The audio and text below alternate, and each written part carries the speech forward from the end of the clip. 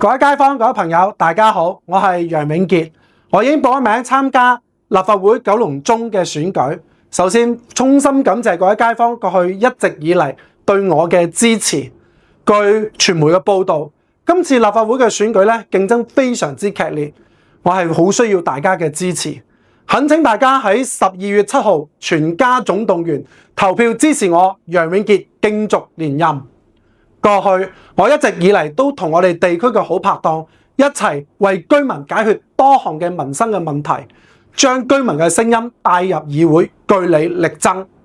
肯拼搏有實績，大家係有目共睹㗎。我喺呢度咧懇請大家12月7號全家總動員支持一位肯拼搏有實績嘅候選人進入議會，繼續為大家服務。